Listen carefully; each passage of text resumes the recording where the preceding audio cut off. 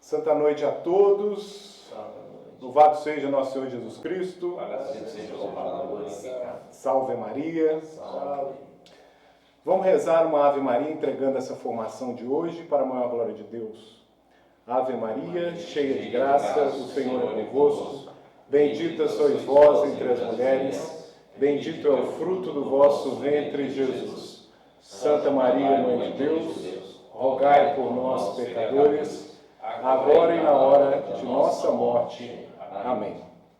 Então, muito boa noite a todos. É uma alegria estar aqui com vocês. Hoje falaremos sobre a Batalha de Lepanto, ou a nova Batalha de Lepanto, ou ainda a Batalha de Lepanto para os dias de hoje. Essa batalha ela ocorreu no dia 7 de outubro de 1571.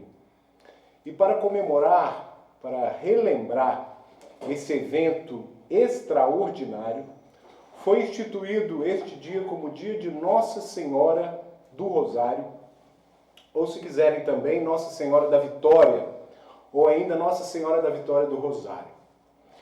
Embora muitos de vocês, ou a maior parte de vocês, não saibam o que foi e o que significou este evento espetacular, eu vou fazer um breve resumo, bem rápido, e nós vamos entender por que o tema desta aula, a nova Batalha de Lepanto. Pois bem, no início do século XIV, os otomanos, o Império Turco-Otomano, vinha invadindo as áreas europeias com o objetivo de expansão do Império. Na história da civilização, sempre algum império quer dominar o mundo. Devido às invasões, em 1571 aconteceu essa batalha, a Batalha de Lepanto, que teve um grande impacto espiritual para os católicos. O Papa da época, São Pio V, recebeu de Nossa Senhora a revelação de que os católicos venceriam a batalha contra os muçulmanos por meio da oração do Santo Rosário.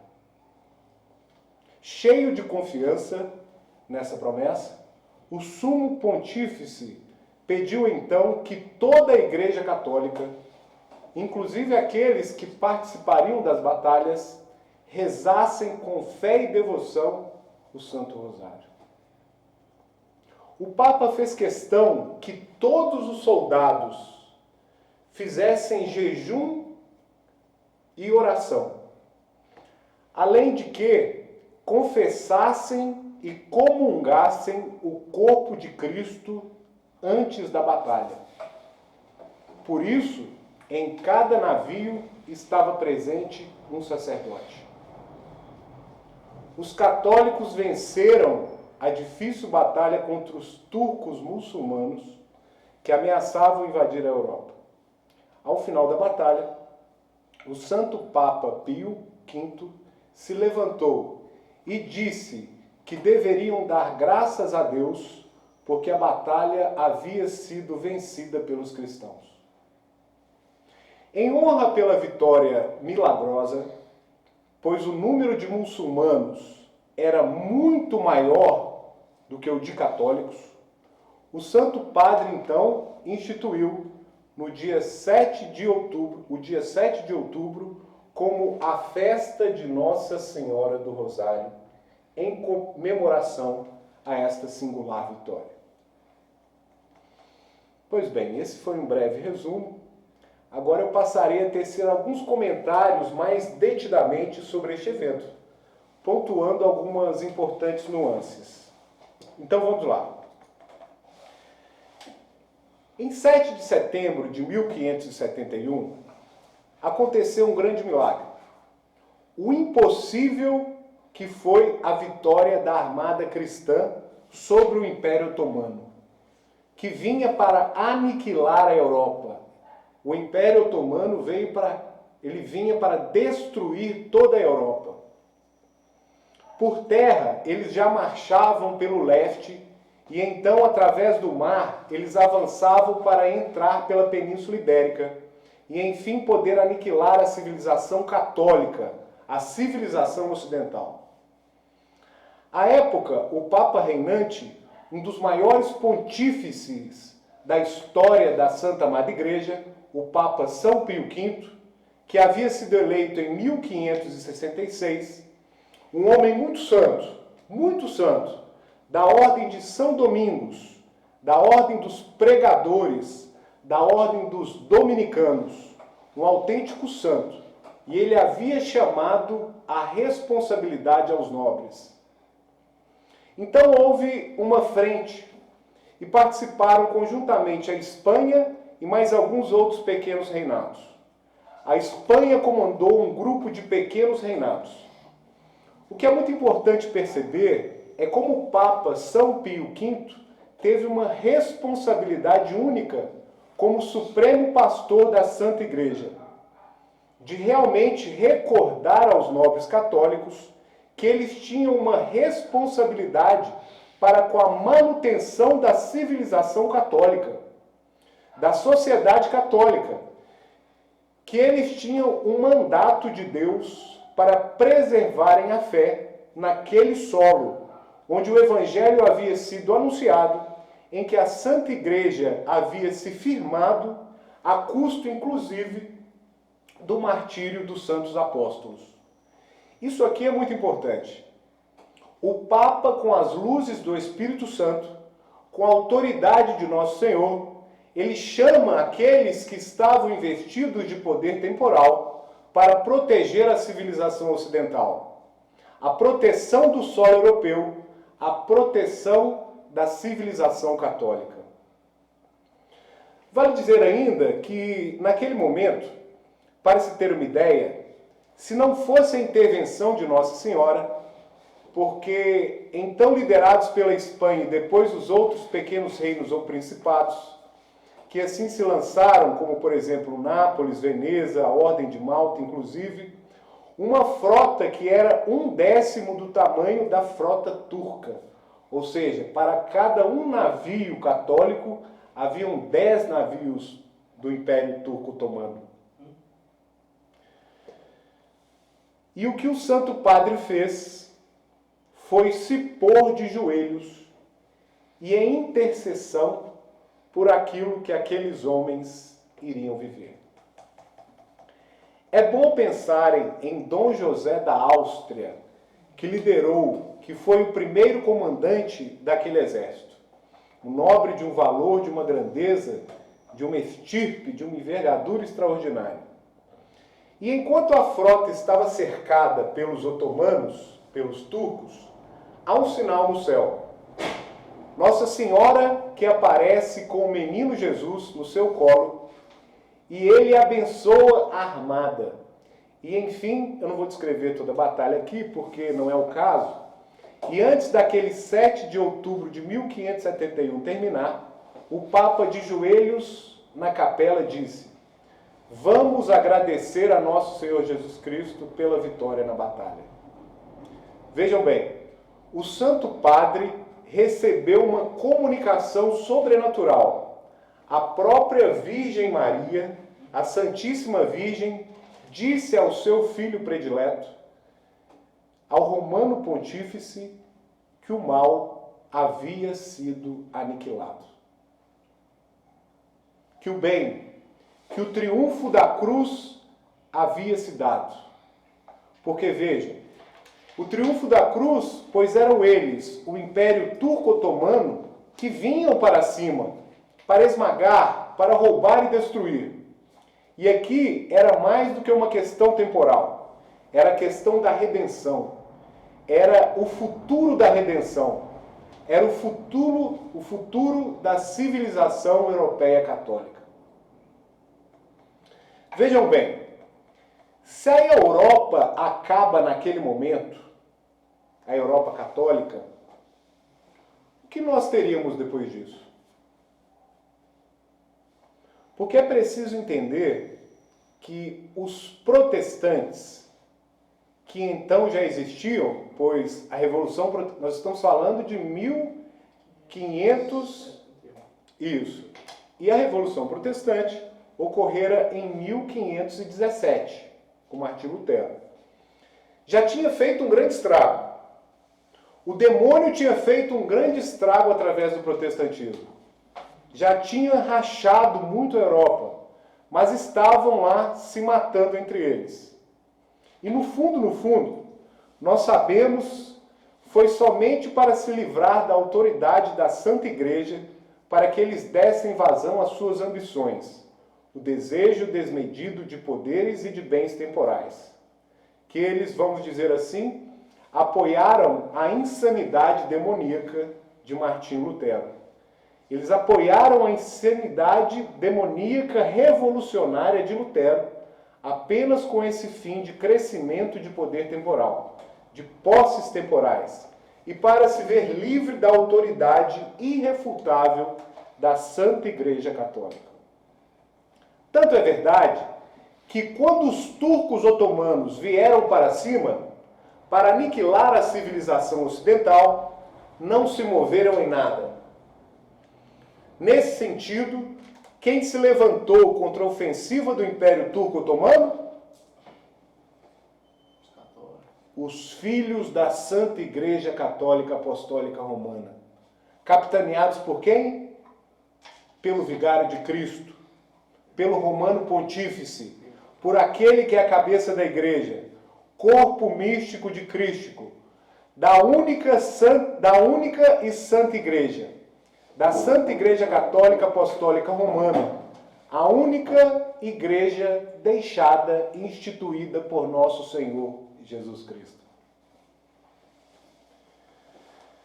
Olha a dívida que se tem com a Santa Igreja. Olha a dívida.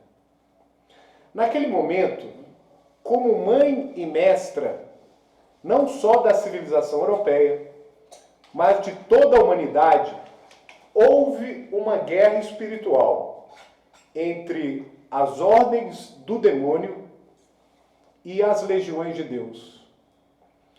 E tenho certeza que os anjos se envolveram nisso, porque lá estava a Rainha dos Anjos. E onde está a Rainha dos Anjos,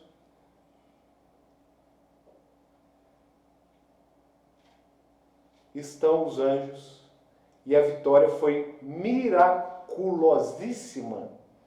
O que aconteceu em Lepanto é humanamente e historicamente inexplicável. 10 vezes maior que a católica. A frota do Império Turco Otomano era o maior do mundo naquele momento. Eles já haviam aniquilado Constantinopla 120 anos antes e tinham se consolidado e continuaram avançando, dominando praticamente todo o Oriente Médio. E aí nós temos a intervenção de Deus. Ali foi a vitória do Rosário, a vitória histórica do Rosário. Lembrem-se que São Pio V era filho espiritual 3 séculos depois do grande São Domingos, a quem Nossa Senhora havia entregado a forma com a qual nós rezamos o Rosário hoje. A forma definitiva como arma vitoriosa contra toda heresia, contra toda revolução, contra toda rebelião, contra todo ataque à fé. A verdade é essa. E esse grandiosíssimo Papa se colocou como rocha, se colocou na posição que deveria ser colocado, como legítimo sucessor de Pedro, como nosso Senhor Jesus Cristo havia estabelecido, e ele soube ser a rocha para a Santa Igreja e para a civilização ocidental. Pois bem, nós vivemos hoje, fazendo uma analogia com a Batalha de Lepanto, nós vivemos hoje também uma Batalha de Lepanto. Porém, o ataque não é do Império Turco Otomano. Nós temos a Igreja, a Santa Madre Igreja hoje, vive sobre um duplo ataque. Quais sejam? Nós temos um ataque externo e nós temos um ataque interno. O ataque externo é formado pelos megacapitalistas ou globalistas, o bloco sino-russo e o Islã, ou seja, os muçulmanos. Passados mais de 450 anos, a civilização católica, não só europeia, mas de todo o mundo, agora está diante de uma nova Lepanto, que tem um duplo caráter. Um ataque vindo de fora, através de 3 grandes ondas, para a implantação do que chamamos de nova ordem mundial. Quais sejam os globalistas ou metacapitalistas, o bloco sino-russo e o Islã. Então nós temos esses 3 inimigos externos.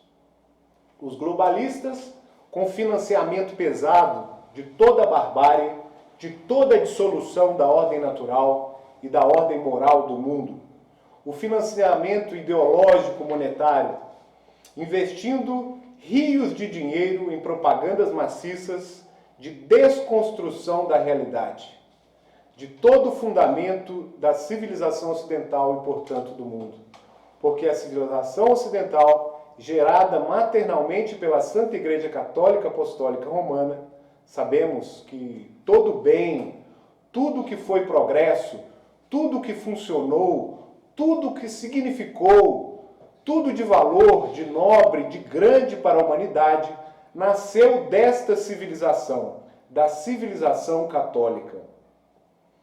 E acima de tudo, a redenção. Nós somos filhos de Portugal. Nós, o Brasil, por mais que retribuíssemos, jamais teremos como pagar o bem comparável de termos recebido de Portugal a redenção, a fé verdadeira. E dentro desta nova Lepanto, que não é mais o Império Turco-Otomano, mas são essas frentes, essas hordas de ataque, e eu repito, principalmente, nós temos então, de uma parte, os metacapitalistas, os globalistas, com todo esse financiamento da dissolução, da contracultura, da dissolução da civilização ocidental, com campanhas maciças de aniquilação daquilo que é a ordem natural, moral, espiritual, reinante até hoje. Temos também o grande dragão vermelho, o bloco sino-russo, capitaneado pela Rússia, conforme Nossa Senhora havia predito em 1917, em Fátima, que espalharia seus erros pelo mundo. E por fim, nós temos o Islã, os muçulmanos. Esse é o ataque que a gente consegue ver, o ataque externo. Mas tem outro ataque. Esse é ainda mais pesado. O ataque interno. O ataque da falsa Igreja Católica. Nós temos a infiltração dentro da Igreja. Paulo VI já havia falado isso, que a fumaça do demônio havia adentrado a Santa Amada Igreja. Pela primeira vez, nós temos uma batalha lutada em dois frontes distintos. É que a infiltração trouxe armada a frota inimiga para dentro do nosso solo. Em Lepanto, aconteceu que eles não conseguiram pôr os pés no solo europeu. Pelo menos pelo lado que eles gostariam. Já que, como eu disse, que pelo lado oriental eles já tinham dominado uma vasta fatia. Tinham aniquilado Constantinopla, que hoje é Istambul, Turquia. Constantinopla, que havia sido a sede do Império Romano do Oriente. Então, se por um lado nós temos o que não aconteceu em Lepanto, pois lá por uma intervenção de Nossa Senhora, eles foram barrados ainda no mar. Por um lado nós temos, além de nossas muralhas, esse ataque de fora, vindo maciçamente, sistematicamente, e nós estamos dentro de uma atividade demoníaca muito forte. Os principados e as potestades operando com muita eficácia, se utilizando dos poderes temporais, aqueles que servem ao demônio. E esses principados e potestades se utilizaram dos poderes temporais da máquina do mundo, se infiltraram fortemente e na parte dessa operação demoníaca há infiltração. E aí nós temos esta Lepanto com duplo sentido. Na parte externa, o bombardeio de fora, atacando a família, atacando a ordem natural, atacando a ordem moral, a ordem espiritual, que a Santa Igreja, à custa de muito sangue dos mártires, edificou no mundo, levando à redenção. Mas isso não é o pior. Porque se a cidade sagrada estivesse fortificada, com suas muralhas sem fissuras, intactas, se internamente estivéssemos coesos, num só coração, numa só alma, num só pensamento, como diz a nossa tradição, sentir com a igreja, nós estaríamos prontos para resistir com a força. E é claro que repetimos incansavelmente, não, as portas do inferno não prevalecerão. E muito pelo contrário, se a coisa está se agravando, é porque uma intervenção nova, uma intervenção extraordinária de Deus, através de Nossa Senhora, está muito perto. Nós vamos ver uma nova intervenção, não da grandeza que foi em Lepanto, mas muito maior. E o que acontece é que internamente nós estamos invadidos, nós fomos invadidos. E o curso da batalha, o custo da nossa resistência é muito maior. A infiltração fez com que a armada inimiga já estivesse dentro do nosso solo, passado para o lado de dentro. Vocês entendem que é muito mais grave?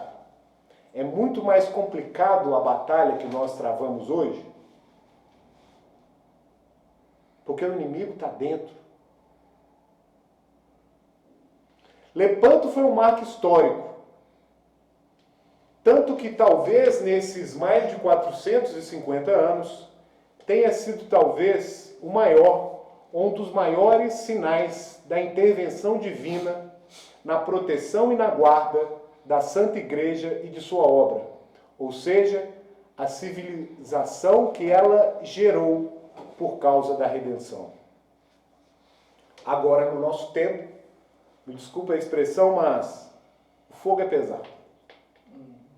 A pancada é muito forte, vindo de fora.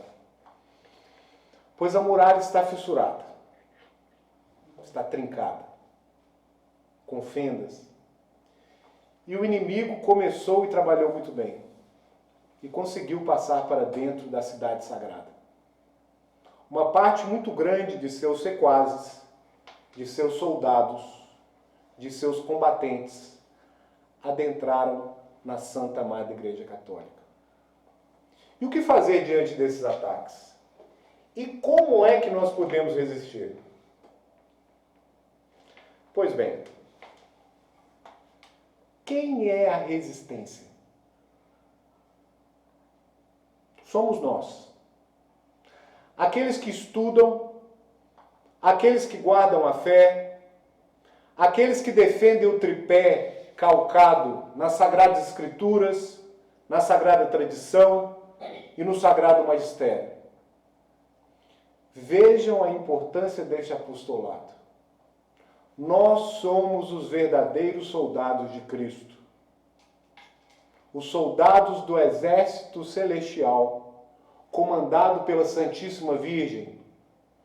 Por isso o lema, é preciso conhecer para amar, pois só se ama aquilo que se conhece. Agora chegou o tempo. Não basta nós somente termos a clareza do que está acontecendo, porque já temos. Mas é preciso lançar mão com autoridade das armas para combatermos com eficácia. Porque temos que ser realistas. A coisa realmente está aí, diante dos nossos olhos.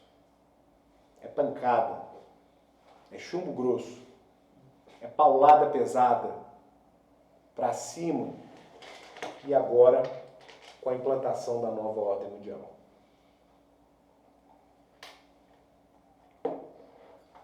Então nós temos os inimigos externos, o comunismo, os metacapitalistas e a religião da lua crescente, vindo para cima, atacando pela frente. Mas também estamos sendo atacados pelas costas. Você vendo o inimigo, é mais fácil de você montar estratégias para tentar derrotá-lo.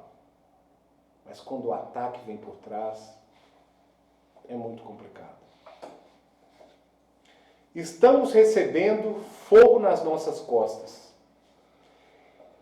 E além de ter que olhar para frente, na direção do adversário, naquela direção de onde está vindo a artilharia pesada do inimigo externo, entendam isso, de onde está vindo a artilharia pesada do inimigo externo, e jamais você imaginaria que nas suas costas estaria vindo a artilharia pesada do inimigo interno. E qual seria esta artilharia pesada do inimigo interno? Agora nós vamos entrar agora num complicado, mas é preciso falar, porque o nosso compromisso é com a verdade. Então, essa artilharia pesada são as campanhas da fraternidade. A artilharia pesada, como a questão da Pachamama, nós vimos a idolatria, nós vimos a introdução de ídolos no templo de Deus, a abominação da desolação, e agora já virá um novo ataque ao celibato, a masculinidade do sacerdócio, a transubstanciação, o dogma maior da fé, o Santíssimo Sacramento, já virá um novo ataque.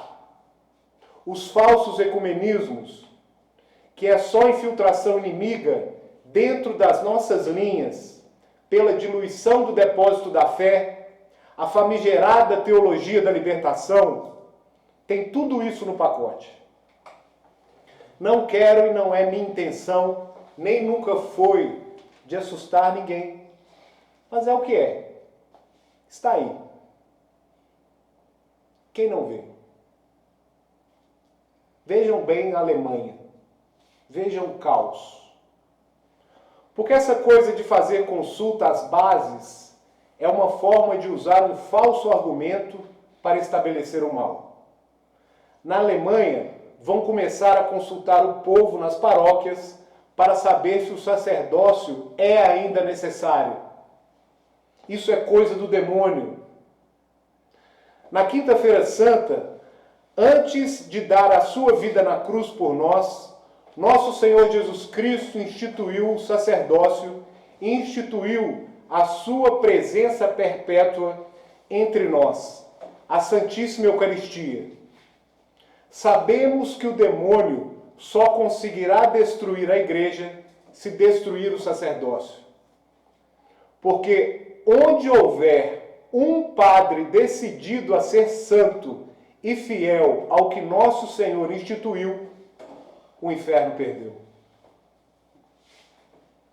Lutero, do alto de sua infestação, de sua possessão, dizia que, se tivesse de acabar com o papado, ele teria de destruir a missa infame e com o sacerdócio.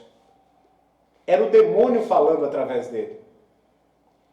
Depois, hoje, o ataque, sem dúvida alguma, à Santa Missa Tridentina, que guarda o depósito do passado. Então nós temos todas essas avalanches de ataques. O ataque à família natural, o casamento entre um homem e uma mulher, a discriminação do aborto, a ideologia de gênero, enfim. Para o que vem de fora, nós até estamos prontos. O negócio é para o que vem de dentro. E o que vem de dentro é muito grave. Há um livro chamado A Igreja Católica e as Catacumbas de Hoje, A Perseguição à Verdadeira Fé, de um autor chamado Adalberto Catorelli, lançado pelo Instituto Santo Atanásio. Neste livro, no seu capítulo 15, Catorelli vai tratar do iscariotismo na igreja e no mundo. Iscariotismo por causa de Judas Iscariotes. A primeira parte do capítulo 15, ele vai falar da infidelidade radical.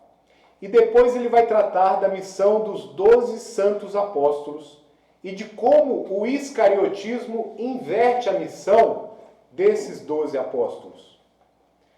E é o que temos, e é o que nós temos, porque o beato Francisco Palau fala da miserável estirpe de Judas infiltradíssima dentro da Santa Igreja, subvertendo a missão de levar a redenção, de converter as almas, a cura de almas.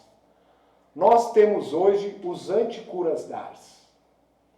Então nós temos os anticuras dars, que negam a eficácia da graça, que negam a necessidade dos sacramentos, que negam o valor inalienável da revelação e do dogma da fé, decorrido da revelação, da autoridade infalível e incontestável da bimilenar Santa Amada Igreja, uma anti-igreja dentro da igreja. E como resolver essa crise? Como resolver essa crise? Aqui eu peço licença a vocês para ler alguns trechos desse livro, e já fica a indicação, tá? Do Dr. Taylor Marshall, Os Infiltrados, a trama para destruir a Santa Igreja a partir de dentro. Eu vou ler aqui no capítulo 22, Resolvendo a Crise Corrente. Diz o autor: existem algumas opções para os católicos tentando encontrar algum sentido nisso, para resolver essa crise. Primeiro, tornar-se um católico modernista, um católico progressista. Aderir, então, a esse progressismo católico. Uma segunda opção seria tornar-se ateu. Tornar-se um ateu. A terceira opção seria aceitar a posição protestante. Vamos virar protestante. Jesus. A quarta opção, aceitar a posição ortodoxa oriental. A quinta opção, aceitar a posição sede vacantista. A sexta opção seria aceitar a posição resignacionista. Seria Bento XVI ainda Papa? E por fim, a sétima e a opção que eu mais me adapto é a de aceitar a posição de reconhecer e resistir. Nas palavras de Taylor Marshall, a posição reconhecer e resistir remonta aos anos de 1960, nas pessoas do cardeal Ottaviani e do arcebispo Lefebvre. Eles e outros reconheceram que o Papa e os bispos de seu tempo eram válidos, mas que estes haviam incorrido em erro em vários assuntos. Já que nenhum Papa, desde 1950, exerceu seu magistério extraordinário ao declarar qualquer coisa infalível ex cátedra, o católico pode, de boa fé e consciência, resistir a erros pronunciados por um papa no Twitter, em um avião ou mesmo em um documento papal. Essa posição de reconhecer e resistir se aplica ao Vaticano II também. Como explicado previamente, o Papa Paulo VI, no encerramento do Vaticano II, explicitamente afirmou acerca do concílio: o magistério da Igreja não quer se pronunciar sob a forma de pronunciamentos dogmáticos extraordinários.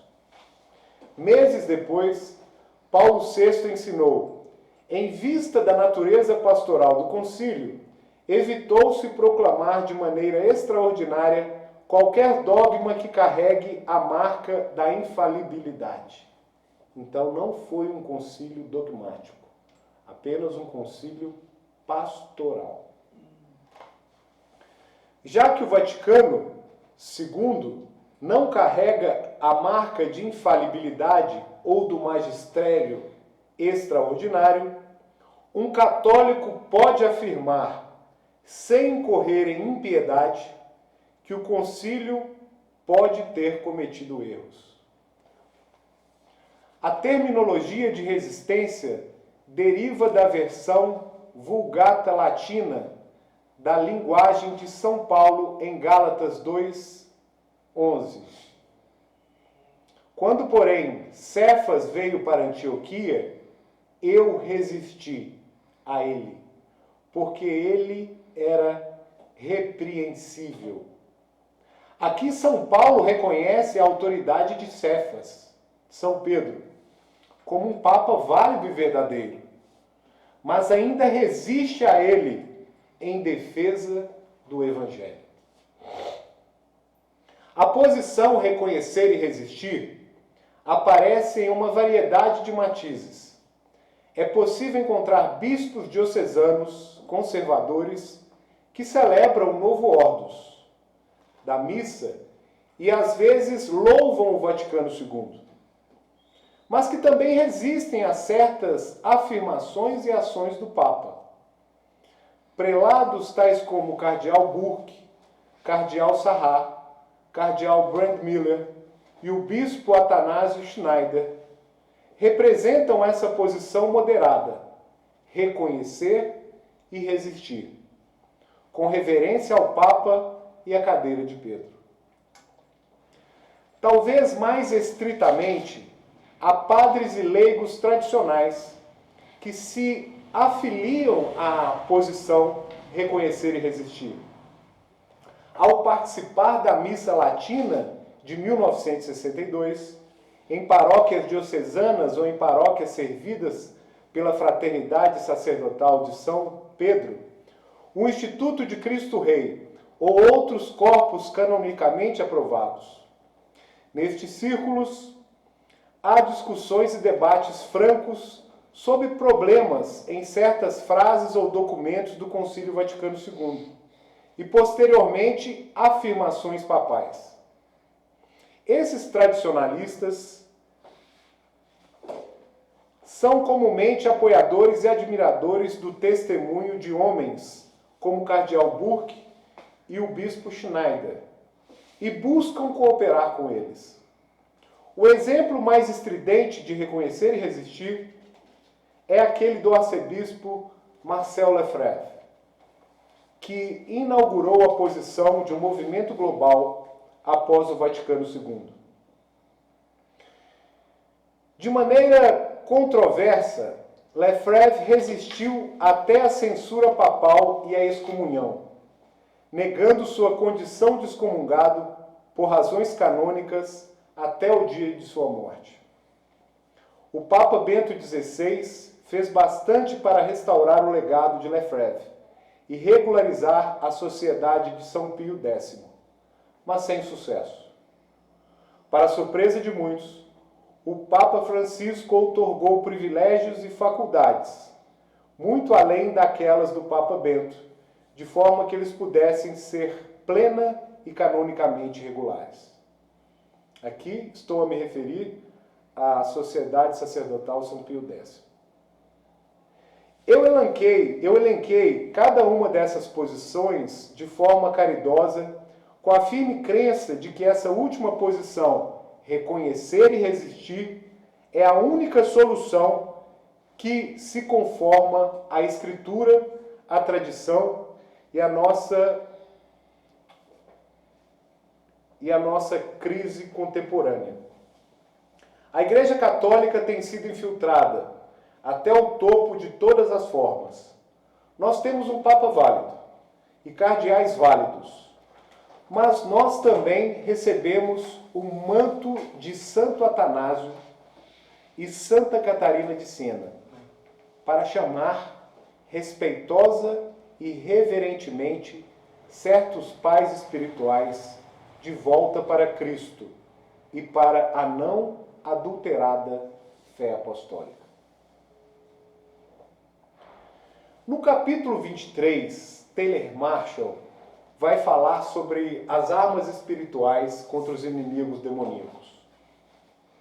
Afiliar-se a uma reverente posição, reconhecer e resistir, não é suficiente. Por qual motivo? Esse é apenas o diagnóstico, reconhecer e resistir. Nossa vocação é lutar espiritualmente e reconstruir aquilo que tem sido destruído. Como o Papa São Pio X observou, olha que coisa maravilhosa. Gente, a gente tem que escrever isso, viu?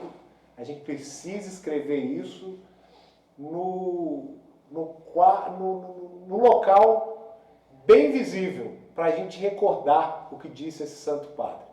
Vejam bem o que ele disse.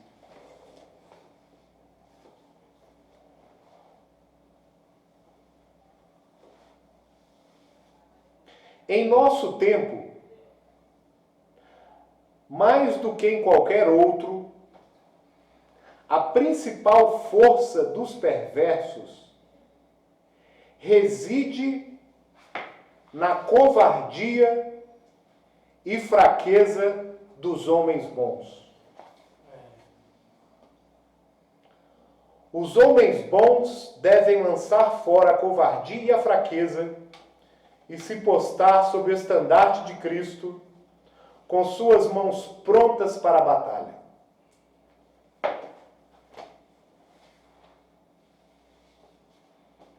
Isto nos remete à história em Neemias, sobre os guerreiros que, enquanto construíam a cidade, portavam também as armas.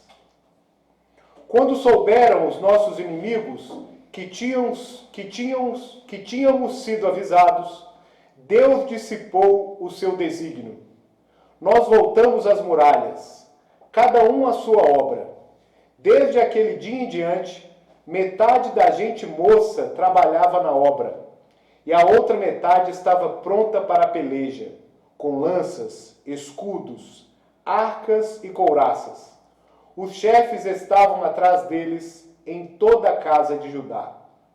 Os que edificavam os muros, os que acarretavam e os que carregavam, com uma das mãos faziam a obra, e com a outra pegavam na espada. Cada um dos que edificavam tinham a sua espada à cinta. Um que tocava trombeta estava junto de mim. Eu disse aos magnates, aos magistrados e ao resto do povo: esta obra é grande e extensa, e nós estamos separados sobre o muro, longe uns dos outros. Em qualquer lugar que ouvirdes o som da trombeta, correi ali a socorrer-nos. O nosso Deus pelejará por nós. Neemias, capítulo 4, versículo 15 a 20. Nossos inimigos não são essencialmente maçons, comunistas, modernistas ou a máfia de Sangalen.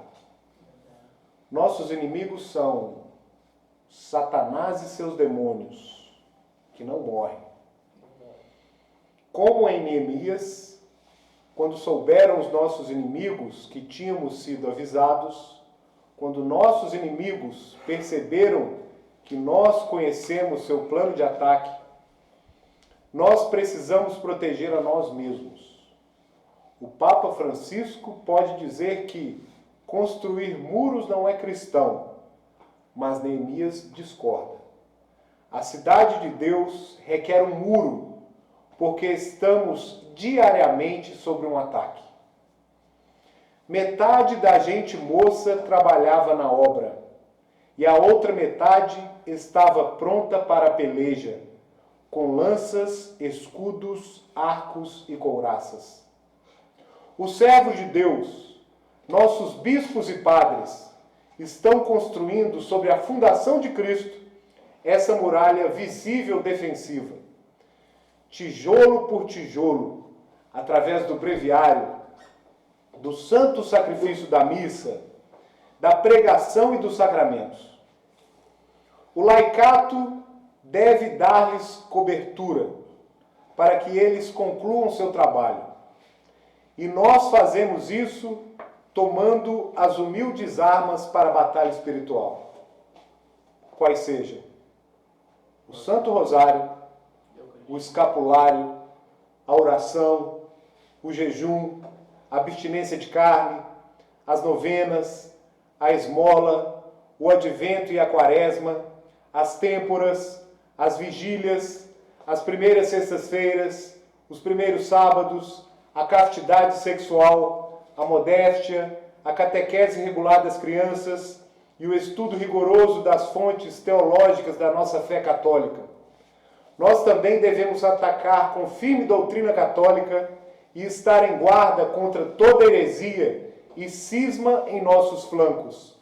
São Francisco de Sales uma vez afirmou: os inimigos declarados de Deus e de sua igreja, hereges e cismáticos, devem ser criticados tanto quanto possível, tendo-se o cuidado de não negar a verdade. É uma obra de caridade gritar: aqui está o lobo, quando ele entra no rebanho ou em qualquer outro lugar. Cada um de nós que edificavam, tinham a sua espada à cinta. O rosário, então, conhecido como Saltério de Nossa Senhora, consistindo de 150 ave-marias, é a arma que a Beata Mãe deu a Santo Domingos.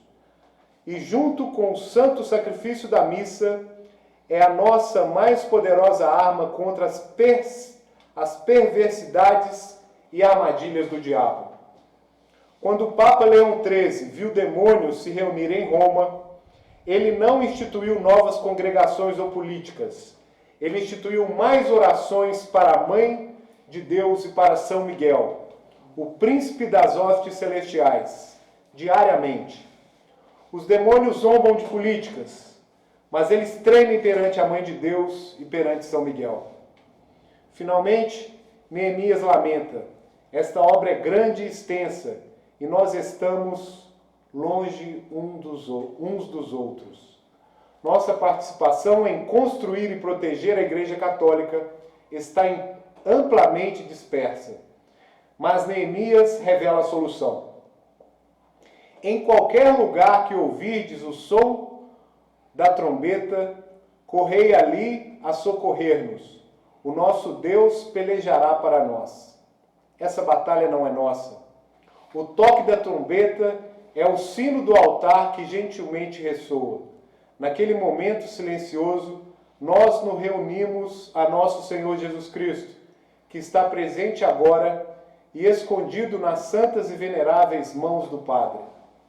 Embora amplamente espalhados, naquela preciosa e imaculada hóstia, somos reunidos tanto para lutar quanto para encontrar a paz. São José, terror dos demônios, patrono da Igreja, orai por nós. Pois bem, para terminar, eu concluo dizendo: em nosso tempo, hoje, em 2022, diante desse ataque severo, dessa lepanto com duas frentes, estamos sendo atacados por fora e estamos sendo atacados por dentro. Todos nós agora temos que edificar na santidade, com as armas da oração, da penitência, do jejum, do rosário. Mas temos que estar muito prontos e decididos para o novo combate. Devemos ensinar a verdadeira doutrina. A verdade, ensinar a verdadeira doutrina católica. Tem que ser. Não tem outra alternativa. Rezando, fazendo penitência, apostolado, formando os grupos de estudo da doutrina. Estudar a vida dos santos, estudar o catecismo, ler os grandes escritos da nossa fé, os doutores da igreja, Santo Tomás de Aquino, Santo Agostinho, enfim. A igreja não é uma democracia, graças a Deus ela não o é. A igreja só tem uma estrutura para a glória de Deus deixada pelo próprio Senhor. Monárquica. Os romanos pontífices devem, na pessoa de Cristo, reinar solidamente. Entendam isso. Temos que fortalecer a muralha. Precisamos levantar as muralhas da oração, da vida orante penitencial, as muralhas do verdadeiro apostolado, muralhas da doutrina católica de sempre. Precisamos sim levantar muralhas. O rosário, então conhecido como saltério de Nossa Senhora, a arma aqui que a Beatíssima Mãe deu a São Domingos. Por que esse ataque contra o santo sacrifício da Santa Missa? Por que esse ataque pesado contra a Missa Tridentina? Essa é a realidade na qual vivemos. Nós precisamos estar em torno do altar, recolhidos, silenciosa e profundamente vivendo a renovação do Gólgota e com o rosário nas mãos. Então estão aí as armas. Estamos numa nova batalha de Lepanto, sem dúvida alguma. Maior do que a primeira. E uma última coisa. Com a gravidade de tudo, está muito perto a intervenção grandiosa de Nossa Senhora. Eu creio e ainda vamos ser provados, vamos passar por uma grande provação, uma grande tribulação. E no ápice desse caos virá a intervenção de Nossa Senhora, em nosso favor, e será o início de seu reinado. Esse novo tempo de paz e de glória da Igreja, profetizado também em La Salette, começa em La Salette, passa por Fátima, que é o coração de tudo, e então dá um pico em Garabandal. A nova batalha de Lepanto, nós estamos dentro dela. Nós estamos vivendo essa nova batalha. E a vitória virá. A vitória virá. E Nossa Senhora, dentro de pouco tempo, vai nos trazer a vitória lá do céu. Então não vacilemos. A Santa Igreja, neste momento, precisa que nós sejamos valentes. Valentes e fortes. Porque o demônio está tentando destruí-lo. Não conseguirá. Pois foi o próprio Deus quem disse: Nosso Senhor Jesus Cristo, a segunda pessoa da Santíssima Trindade, as portas do inferno não prevalecerão sobre ela. É isso. É o que tinha para dizer. Muito obrigado a todos. Salve Maria e viva Cristo Rei!